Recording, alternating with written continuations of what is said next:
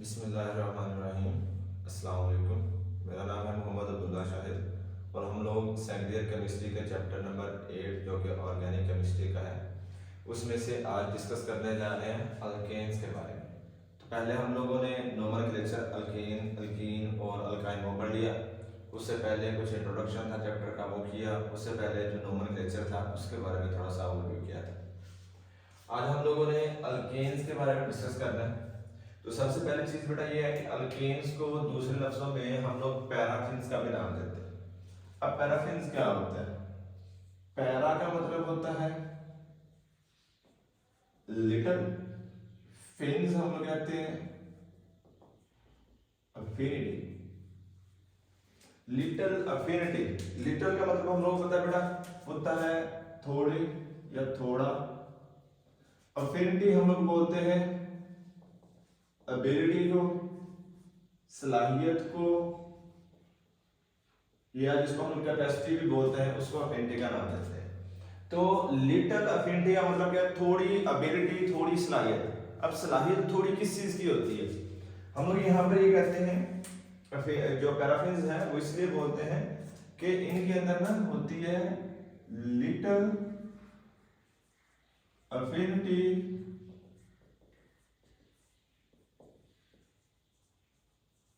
Towards reaction. कि reaction करने के लिए ना इनके अंदर बहुत थोड़ी सी अफिनिटी होती है, बहुत थोड़ी सी सलाहियत होती है। उसके रीजन क्या है? उसके रीजन हम लोगों ने आगे जाके डिस्कस करनी है जब रिएक्टिविटी करेंगे वहां पर। अभी थोड़ा सा एक बात को डिस्कस कर लेते हैं। जैसे हम लोगों ने फर्स्ट ईयर में किया था बेटा चैप्टर नंबर 6 में कि दो तरीके के बॉन्ड होते हैं, एक होता है सिग्मा बॉन्ड और एक होता है पाई बॉन्ड। जो सिग्मा बॉन्ड होता है वो न्यूक्लियाई की हेड टू हेड ओवरलैपिंग से बनता है। तो जब न्यूक्लियाई की हेड टू हेड ओवरलैपिंग से बनेगा तो वहां पर पावर ऑफ अट्रैक्शन ज्यादा होती है। तो उसी बेटा ज्यादा पावर ऑफ अट्रैक्शन की बुनियाद के ऊपर उसको ब्रेक करना डिफिकल्ट हो जाएगा। तो जब वो ब्रेक नहीं करेगा तो ब्रेक ना करने की बुनियाद के ऊपर वो रिएक्शन भी नहीं करता। इनके अंदर अल्केन्स में सारे के सारे सिंगल बॉन्ड होते हैं। रीजन क्या है? रीजन हम लोगों ने इस चैप्टर के शुरू के अंदर भी पढ़ी थी कि अल्केन्स आर सैचुरेटेड हाइड्रोकार्बन्स। और सैचुरेटेड हाइड्रोकार्बन्स का मतलब बेटा क्या है कि इनमें कार्बन कार्बन के दरमियान में सिंगल बॉन्ड्स होते हैं। तो बाकी सारी की सारी वैलेंसी हाइड्रोजन के साथ सेटिस्फाइड होती है। जो कार्बन कार्बन का आपस का बॉन्ड होता है वो बेटा सिंगल बॉन्ड होता है। ठीक है, तो इसी बुनियाद के ऊपर इनके अंदर मजीद ज्यादा एडिशन की सलाहियत नहीं होती। और हम लोगों ने ये चीज भी फर्स्ट ईयर में पढ़ी थी कि अगर सिंगल बॉन्ड होगा तो वो हमेशा सिग्मा होगा। तो सिग्मा होगा तो मतलब वहां पे पावर अट्रैक्शन भी ज्यादा होगी। जब पावर अट्रैक्शन ज्यादा होगी इस वजह से वो रिएक्टिविटी भी थोड़ी करते हैं। ये चीज इसके अंदर। फिर अल्केन्स को एक तो हम लोग नाम देते हैं सैचुरेटेड हाइड्रोकार्बन्स का। सैचुरेटेड हाइड्रोकार्बन्स में कार्बन कार्बन की सिंगल बॉन्ड लेंथ उनके अंदर मौजूद होती है, सिंगल बॉन्डिंग होती है। इसके बाद अगर टाइप ऑफ हाइब्रिडाइजेशन डिस्कस करेंगे sp3s हाइब्रिडाइजेशन इसमें होती है। सिंपली कार्बन की हाइब्रिडाइजेशन देखेंगे तो sp3 होगी। अगर हम लोग आगे देखेंगे कार्बन के साथ हाइड्रोजन जुड़ा हुआ है वो sp3s होगा। और ये हाइब्रिडाइजेशन हम लोग चैप्टर 7 में बड़ी डिटेल में डिस्कस करके आए, वो आप लोग लेक्चर देख सकते हो वहां से। ठीक है बेटा, तो ये तो आ गया sp3s। फिर इसके बाद इनका जनरल फार्मूला होता है। जनरल फार्मूला होता है इनका CnH2n+2। CnH2n+2।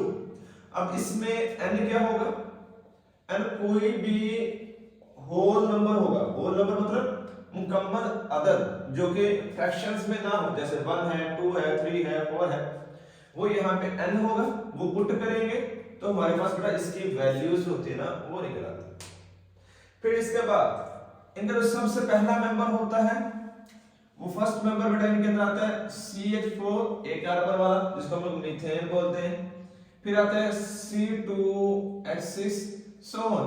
होमोलोगस सीरीज को हम लोग 10th क्लास में डिस्कस करके आ चुके हैं बेटा, तो ये उसी के अकॉर्डिंग है। फिर अल्केन्स है, तो अल्केन्स में हम लोग बेटा प्रीफिक्स जो है वो on the base of number of carbons देते हैं, लेकिन सफिक्स हम लोग ANE देते हैं। और ये ANE वगैरह हम लोगों ने प्रीवियस नोमेनक्लेचर के अंदर बड़ी डिटेल में डिस्कस किया है, वहां से क्लियर आउट हो जाएगा इंशाल्लाह। ठीक है। तो ये बेटा कुछ चीजें हैं जो कि हमें अल्केन्स के बारे में थोड़ी बहुत आइडिया होनी चाहिए। बाकी कुछ हम लोगों ने प्रीवियस लेक्चर्स में डिस्कस कर ली, वहां से आप देखोगे क्लियर हो जाएगी। कुछ हम लोग with the passage of time इंशाल्लाह अगले लेक्चर्स में भी क्लियर आउट करेंगे। तो अभी हम लोगों ने अल्केन्स की जो प्रिपरेशन है उसकी तरफ चलना है, लेकिन उससे पहले हमें दो जनरल सी चीजों का पता होना चाहिए, सादा सी चीजें हैं। उसमें ये होता है कि जब भी कोई एक बॉन्ड बना हुआ है ना, दो एटम्स के दरमियान में बॉन्ड बना हुआ है, तो वो बॉन्ड उस टाइम नया बॉन्ड बनाएगा या वो उस टाइम रिएक्टिविटी शो करेगा कोई भी कंपाउंड जब उसमें मौजूद पहले से बॉन्ड जो मौजूद है ना वो टूटेंगे। जैसे फॉर एग्जांपल हम सपोज ये करते हैं कि हमारे हाथ में एक फुटबॉल पकड़ा हुआ है, तो हमारे हाथ में जो फुटबॉल पकड़ा हुआ है जगह नहीं है नए फुटबॉल को रखने की। हम क्या करेंगे, पहले पुराना फुटबॉल उठाएंगे फिर वहां पर नया रखेंगे। जब तक पुराना नहीं उठाते नए को नहीं रख सकते होते, ठीक है। तो हर एलिमेंट की एक मखसूस वैलेंसी होती है, उस वैलेंसी के हिसाब से वो अपने आप को स्टेबलाइज करके बैठा होता है। तो जब उसने नए रिएक्शंस करने होते हैं, दोबारा से किसी भी और प्रोडक्ट को हम लोग इसके साथ मिलाना है, तो मिलाने के लिए बेटा ये जरूरी होता है कि वो पहले मौजूद पुराने बॉन्ड्स को ब्रेक करे फिर नए बॉन्ड्स की तरफ जाए। जैसे हम लोगों ने 9th क्लास में डिस्कस किया था सॉल्युबिलिटी वाले टॉपिक में ही कि उसमें solute solute interaction, solute solvent solvent interaction और सॉल्यूट सॉल्वेंट इंटरेक्शन, ये तीनों फैक्टर्स असरअंदाज होते हैं जिसकी बुनियाद के ऊपर कोई भी सब्सटेंस अपनी सॉल्युबिलिटी शो करेगा। तो यहां पर हम लोगों ने जो रिएक्टिविटी करनी है उसमें प्रीवियस मौजूद बॉन्ड्स दो तरीके से टूटते हैं। पहला जो तरीका होता है बेटा वो इसमें आता है होमो लाइसिस का। दूसरा जो तरीका आता है वो होता है हेट्रो लाइसिस का। होमो मीन्स बेटा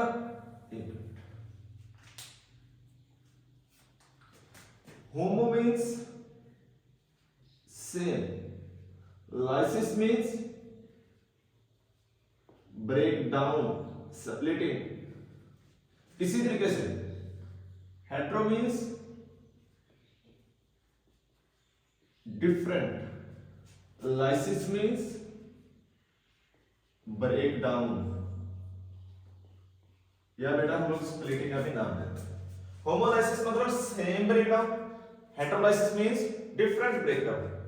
अब वो सेम या डिफरेंट में कैसे आएगा, हम लोग देखते हैं जब भी बॉन्ड बनता है, 9th में भी डिस्कस किया था, फर्स्ट ईयर में भी, कि जब भी बॉन्ड बनता है एक इलेक्ट्रॉन एक एटम देता है, दूसरा इलेक्ट्रॉन दूसरा एटम देता है। इसी तरीके से जब वो बॉन्ड बन जाता है फिर उसके बाद उसको टूटना है, तो टूटने के दौरान में हम लोग यहाँ पे ये कहते हैं कि ये फॉर एग्जांपल ये कार्बन है, ये एक दूसरा कार्बन है, इनमें मौजूद इलेक्ट्रॉन्स, ये इलेक्ट्रॉन इस वाले कार्बन का है, ये इलेक्ट्रॉन बेटा दूसरे कार्बन का मौजूद है साथ में, ठीक है। डॉट एंड क्रॉस के साथ हम लोग इसको रिप्रेजेंट कर देते हैं। अब होमोलाइसिस में क्या होगा, होमोलाइसिस में ये होगा कि हम लोग ब्रेक डाउन करवाएं, वो ब्रेक डाउन करवाएं तो ये बिल्कुल सेंटर से एक जैसे ब्रेक डाउन। एक जैसे ब्रेक डाउन का मतलब ये है कि दोनों को इक्वल हिस्सा मिले। वो कैसे इक्वल हिस्सा मिलेगा कि उनके अंदर मौजूद जो इलेक्ट्रॉन्स होते हैं ना वो इक्वली डिस्ट्रीब्यूट होते हैं। तो हम लोग कहेंगे बोथ एटम्स गेट इक्वल या same number of electrons when bond will break. जब बॉन्ड टूटेगा, ब्रेक स्पेलिंग सॉरी ये स्पेलिंग आप लिख लेना। जब वो बॉन्ड टूटेगा तो दोनों जो इलेक्ट्रॉन्स हैं, दोनों जो एटम्स हैं उनको सेम नंबर ऑफ इलेक्ट्रॉन्स मिलेंगे, ठीक है। तो जब सेम नंबर ऑफ इलेक्ट्रॉन्स मिलेंगे तो वो होमोलाइसिस होगी। लेकिन हेट्रोलाइसिस कैसे होगी, इस हेट्रोलाइसिस में ये कार्बन ये कार्बन, इनके दरमियान में ये इलेक्ट्रॉन बेटा इसका आ गया, लेट्स सपोज ये इलेक्ट्रॉन दूसरे कार्बन का आ गया। अब ये हो हेट्रोलाइसिस में या तो दोनों इलेक्ट्रॉन्स इस वाले कार्बन को मिलते हैं, या बेटा ये दोनों इलेक्ट्रॉन्स ये वाला कार्बन ले रहे हैं, इसको हम लोग कहते हैं हेटेरो, मतलब डिफरेंट। उस डिफरेंट में ये होगा एक को ज्यादा मिल जाएंगे, एक को कम मिलेंगे। जब एक को ज्यादा और एक को कम मिल जाएंगे उस टाइप के ब्रेकडाउन को हम लोग हेटेरोलाइसिस का नाम देते हैं।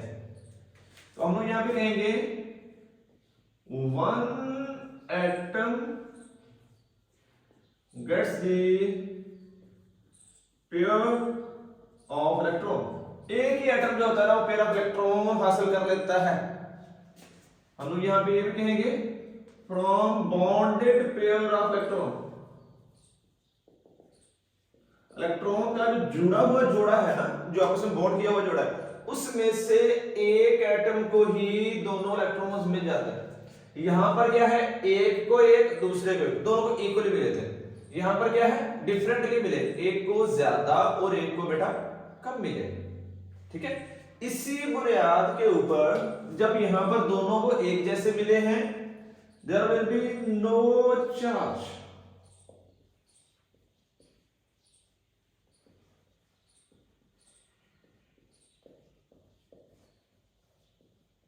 किसी भी एटम के ऊपर कोई चार्ज नहीं होगा, लेकिन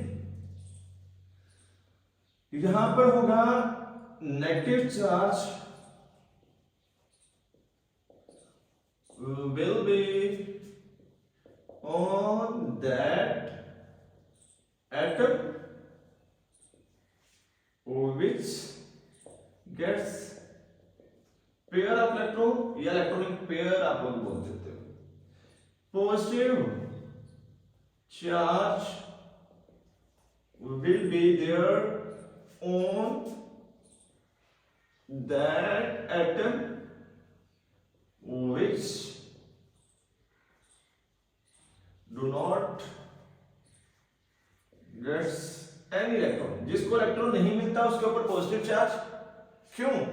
क्योंकि उसके अंदर इलेक्ट्रॉन्स की डेफिशिएंसी हो जाएगी। यहां पर हम लोग कर भी सकते हैं कि डेफिशिएंसी हो जाएगी इलेक्ट्रॉन्स की। यहां पर क्या होगा, इलेक्ट्रॉन्स की ज्यादती यानी कि एक्स्ट्रा इलेक्ट्रॉन हो जाएंगे। यहां पर क्या होगा, equal electrons for both atoms, दोनों एटम्स के लिए बेटा इक्वल इलेक्ट्रॉन्स होंगे, इस वजह से इनके अंदर कोई भी चार्ज नहीं होता। ठीक है, ये होमोलाइसिस या हेटेरोलाइसिस। अब अगली बात ये आती है होमोलाइसिस और हेटेरोलाइसिस होती कहां पर है। होमोलाइसिस जो होती है ये बेटा मोस्टली, हम लोग बोलेंगे सिर्फ मोस्टली, लाजमी नहीं कि ऐसे ही हो, मोस्टली इन कोवलेंट या कोवलेंट के अंदर भी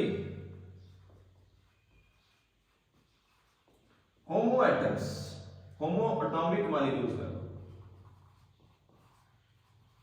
ये होती है मोस्टली होमो एटॉमिक मॉलिक्यूल्स में, और ये होती है मोस्टली हेटेरो एटॉमिक मॉलिक्यूल्स में। होमो एटॉमिक मॉलिक्यूल्स में क्यों होगी, क्योंकि बेटा वहां पर इलेक्ट्रोनेगेटिविटी का डिफरेंस एक जैसा होगा। तो जब इलेक्ट्रोनेगेटिविटी का डिफरेंस एक जैसा होगा तो उसके ऊपर पावर अट्रैक्शन भी एक जैसी होगी, इलेक्ट्रॉनिक डिस्ट्रीब्यूशन भी एक जैसी होगी, ना किसी को ज्यादा इलेक्ट्रॉन मिलेंगे ना किसी को कम मिलेंगे, जिसकी बुनियाद के ऊपर पावर अट्रैक्शन के एक जैसे होने की वजह से इलेक्ट्रॉन जब ब्रेक करेंगे तो एक एक ले जाएगा, दूसरा दूसरा ले जाएगा। ठीक है, लेकिन अगर डिफरेंट होंगे तो वहां पर ये होगा कि एक पावर अट्रैक्शन ज्यादा दे रहा है तो इलेक्ट्रॉनिक पेयर उसकी साइड पर शिफ्ट हो जाएगा, जो पावर अट्रैक्शन कम दे रहा है वहां पर इलेक्ट्रॉन निकल जाएगा, उस वाली साइड से निकल जाएगा। तो इसी बुनियाद के ऊपर वो हेटेरोलाइसिस की तरफ उसकी शिफ्टिंग करो। लेकिन लाजमी नहीं है कि ऐसे ही हो, ये होमोलाइसिस या हेटेरोलाइसिस डिपेंड करती है हम लोगों ने कैटलिस्ट कैसे दिया, कौन सा कैटलिस्ट दिया, उसके अलावा ये डिपेंड करती है एनवायरमेंटल कंडीशंस के ऊपर कि हम लोगों ने टेम्परेचर कैसा दिया, प्रेशर कैसा दिया, या ये हमारी पर्सनल रिक्वायरमेंट के ऊपर भी होता है। हम लोग अपनी पर्सनल रिक्वायरमेंट के हम लोग चाहते हैं कि हेटेरोलाइसिस हो, हेटेरोलाइसिस करवा लेंगे, उस वैसी कंडीशन पैदा कर लेंगे। हम लोग चाहते हैं होमोलाइसिस कर लें तो होमोलाइसिस करवा लेंगे, क्योंकि हम लोग सम ऑफ द टाइम्स बॉन्ड्स को ब्रेक करवाने के लिए रेडिएशंस भी स्ट्राइक करवाते हैं। तो बेटा जब रेडिएशन ट्राई करवाएंगे उस वजह से हमारी अपनी जरूरत होती है, हमारी अपनी प्रेफरेंस होती है कि हम लोगों ने कैसे ब्रेक डाउन करनी, ठीक है। तो वो होमो या फिर हेट्रो की तरफ हमें लेके जाए। ये जनरल सी चीजें, इन होमोलाइसिस और हेट्रोलाइसिस की बुनियाद के ऊपर बेटा हम लोगों ने ना आगे बड़ी डिटेल में अपने अभी जो करंटली लेक्चर्स हम लोग डिस्कस करेंगे ना इंशाल्लाह उनको लेके चलेंगे, ठीक है। ये हमारा हो गया। फिर इसको रेज करते हैं।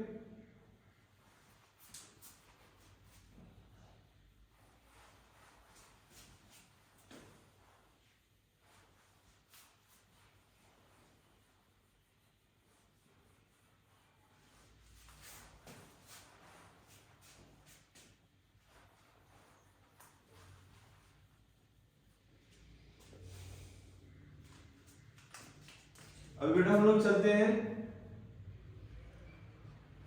General methods of preparation of alkenes की तरफ। अल्केन्स के जो सादा यानी कि आम से मेथड है ना प्रिपेयर करने के, उनकी तरफ हम लोग चलेंगे। उनमें सबसे पहला मेथड जो हमारे सिलेबस में इंक्लूडेड है वो है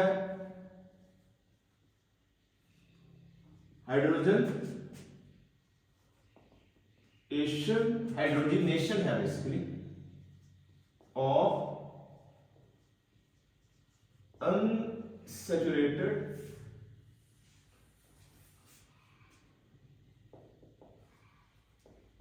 हाइड्रो। अब बेटा एक चीज ध्यान में रखनी है सबसे पहले कि हम लोग जैसे भी आगे ऑर्गेनिक केमिस्ट्री में चलेंगे ना, हम लोगों ने नाम से ही अंदाजा लगाना है, रट्टा नहीं लगाना हम लोगों ने। अगर रट्टा लगाएंगे तो कंफ्यूजन हो जाएगी, मिक्सअप बहुत ज्यादा कर देंगे हम लोग। तो हम लोगों ने उनके नाम से ही उसके मतलब को समझ लेना है। जैसे हम लोग यहां से नाम से ही देखते हैं, हाइड्रोजिनेशन है बेसिक लफ्ज, हाइड्रोजन एलिमेंट है। एशन हम लोग बोलते हैं बेटा एडिशन, दाखिला, किसी चीज को ऐड करना, किसी चीज को हम लोगों ने दूसरे के अंदर दाखिल करना है, तो वो दाखिला है। Hydrogenation, addition of hydrogen, hydrogenation the process, इसको हम लोग यहां पे लिख लेते हैं, चलो the process in which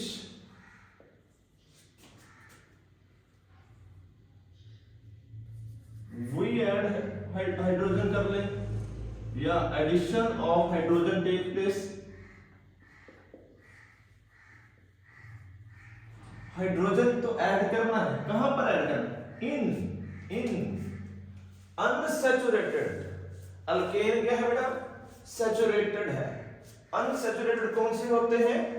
alkyne या फिर अल्काइन, जिनमें कार्बन कार्बन में डबल बॉन्ड हो या कार्बन कार्बन में बेटा ट्रिपल बॉन्ड, ठीक है। तो हम लोगों ने क्या करना है, या तो डबल बॉन्ड वाले लेने हैं या फिर ट्रिपल बॉन्ड वाले लेने हैं, मींस अल्कीन या अल्काइंस लेने।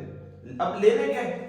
हाइड्रोकार्बन हम लोगों ने चैप्टर 7 में भी पढ़ा है, इस चैप्टर के शुरू में भी पढ़ा है, जिसमें हाइड्रोजन और कार्बन दो ही चीजें हों, उनमें हम लोगों ने एडिशन करना।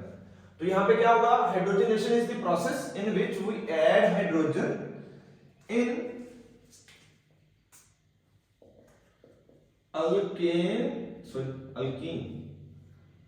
alkenes or alkynes, किस लिए? टू प्रिपेयर सैचुरेटेड, यानी कि अल्केन्स, हाइड्रोकार्बन। हम लोगों ने करना यह है बेटा वो अमल जिसमें हाइड्रोजन को दाखिल करना है। कहां पर दाखिल करना है? अल्कीन या अल्काइन, जो कि क्या होते हैं?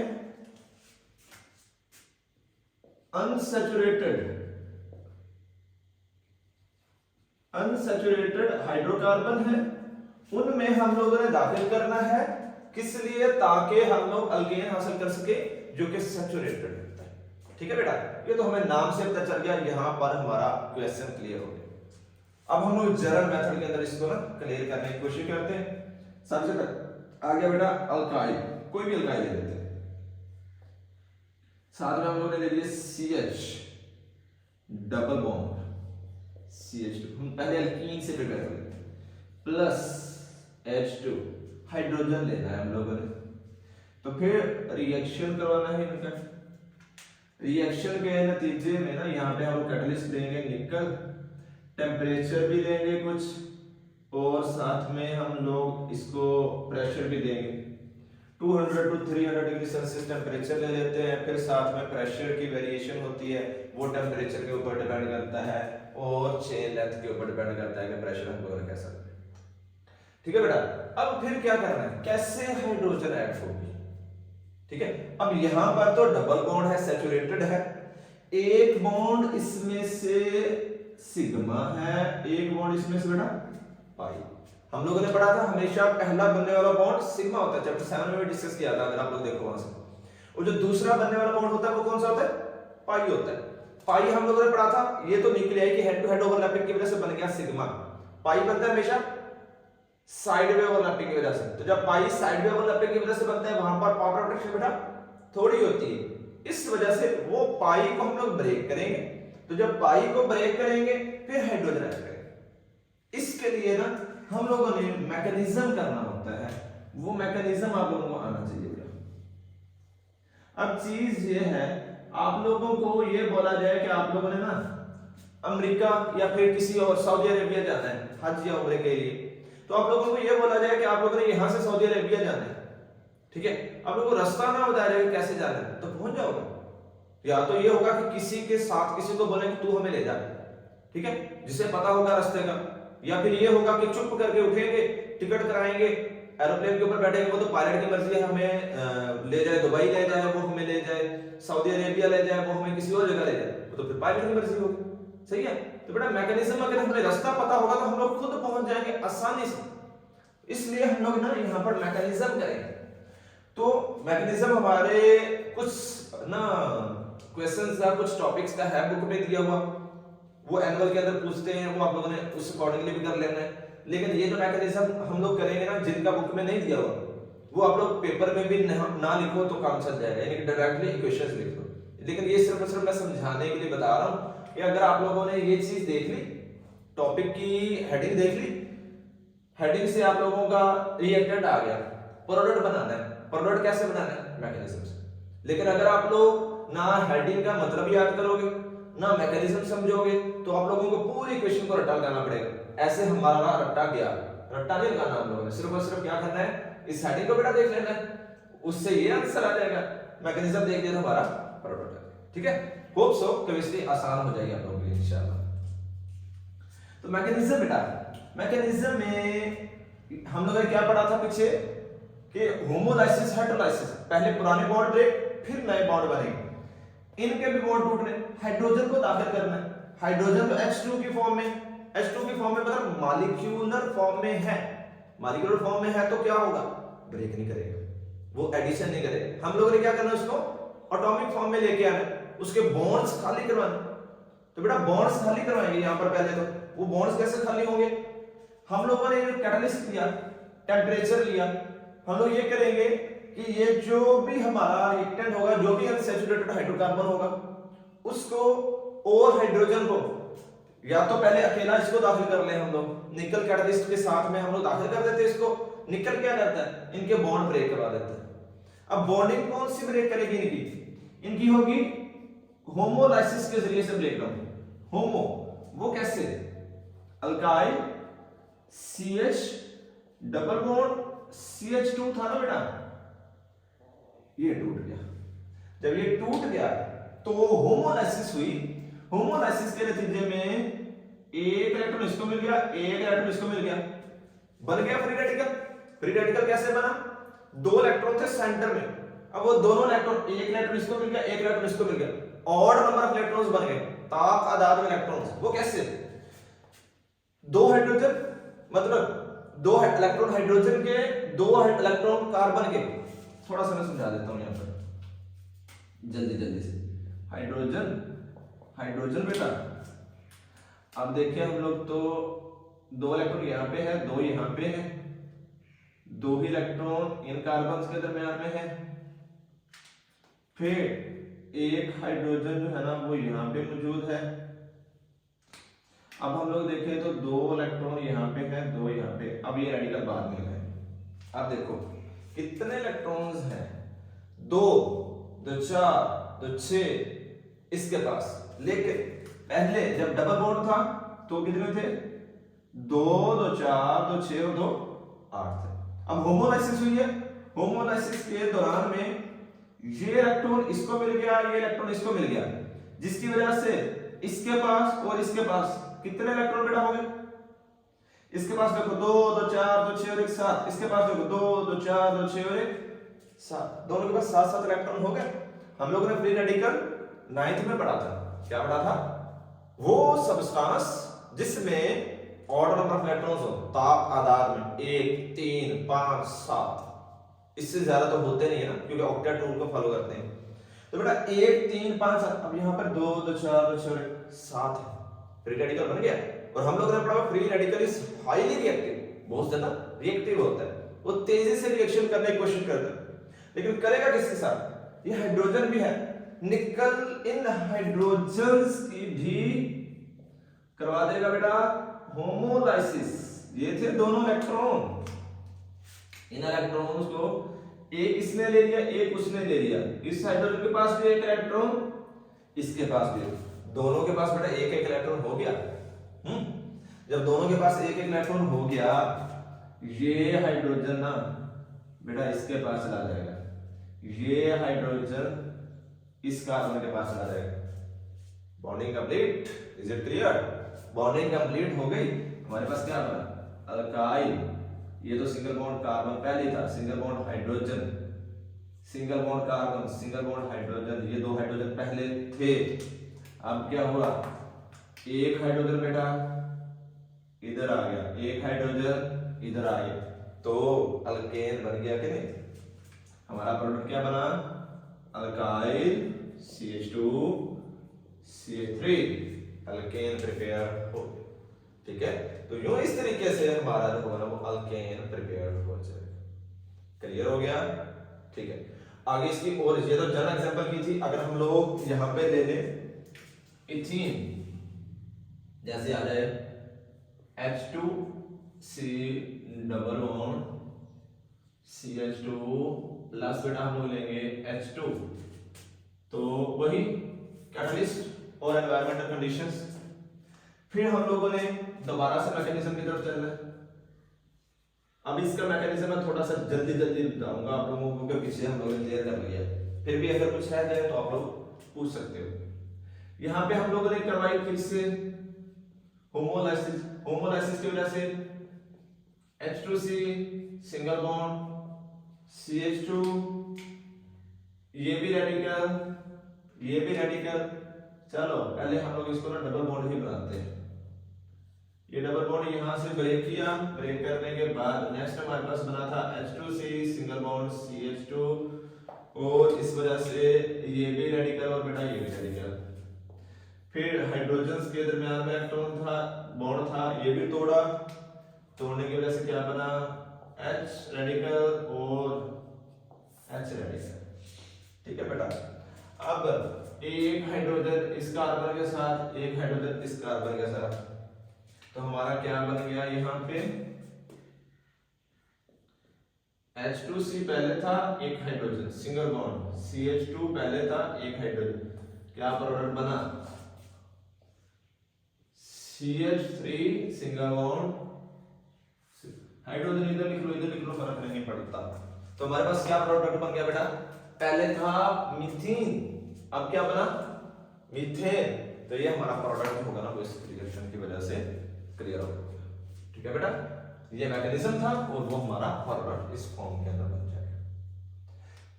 यहां से आगे कोई भी एग्जांपल हम लोग कर लेंगे। वो एग्जांपल कैसे करेंगे, जैसे आप लोग बेटा देख सकते हो यहाँ पे अल्काइल लिया हुआ था, अल्काइल के जगह पे कार्बन लगा दोगे कोई फर्क नहीं पड़ेगा। करना क्या है, हम लोगों ने सिर्फ फंक्शनल ग्रुप को छेड़ना है। फंक्शनल ग्रुप क्या है, डबल बॉन्ड। तो फंक्शनल ग्रुप यही होता है जो रिएक्टिविटी के ऊपर असरअंदाज होता है, केमिकल प्रॉपर्टीज के ऊपर असरअंदाज होता है, फिजिकल प्रॉपर्टीज के ऊपर असरअंदाज होता है। तो बेटा हम लोगों ने वही चीज को यहाँ पे लिया, उसको लिया, फिर उसी के हिसाब से हम लोगों ने रिएक्टिविटी जो है ना वो नोट डाउन की। उसी की रिएक्टिविटी नोट डाउन करने के बाद हम लोग आगे अपना जो प्रोसेस होता है बेटा उसको कंप्लीट आउट कर देते हैं। ठीक है, तो यहां पर कोई चीज आ जाए, यहां पर कोई चीज आ जाए, फर्क नहीं पड़ता, सिर्फ कार्बन और कार्बन के दरमियान में डबल या ट्रिपल बॉन्ड हो तो मैकेनिज्म हमारा इस तरीके से आ जाए। चलो हम लोग अभी ये ट्रिपल बॉन्ड वाली भी कर लेते हैं। HC triple bond CH plus H2। Topic हमारा काफी लंबा होता जा रहा है लेकिन बुक में तो छोटा सा ही है। वो बात ये है कि अगर आप लोग समझ लोगे ना बेटा स्टार्टिंग में तो आगे इंशाल्लाह मुश्किल नहीं आएगी।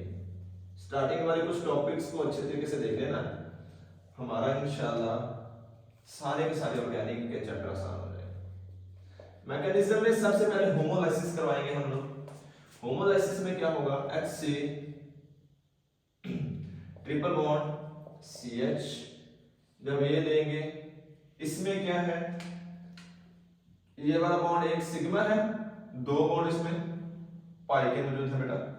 अब एक बॉन्ड हमारा ब्रेक हुआ, जब एक बॉन्ड ब्रेक हुआ तो वो क्या हुआ, HC डबल बॉन्ड CH, एक इसके ऊपर खाली वैलेंसी, एक इसके ऊपर खाली वैलेंसी, दोनों के ऊपर एक खाली वैलेंसी होगी।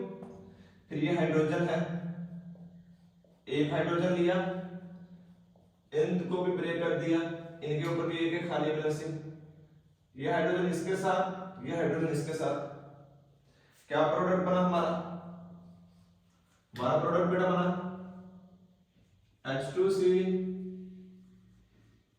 Double bond CH2। ठीक है, यही वाला प्रोडक्ट बन गया। अब वो वाला हम लोगों ने क्या कर लेना, वो क्या आएगा फिर,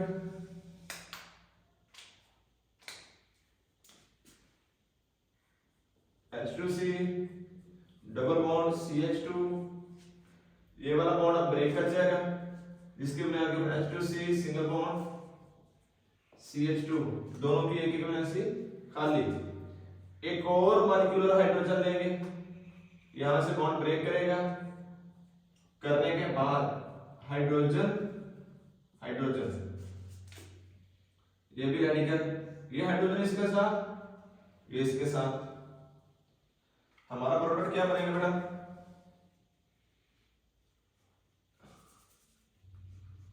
H3C सिंगल बॉन्ड CH3, यहां पे लिख लेंगे H3C सिंगल बॉन्ड CH3।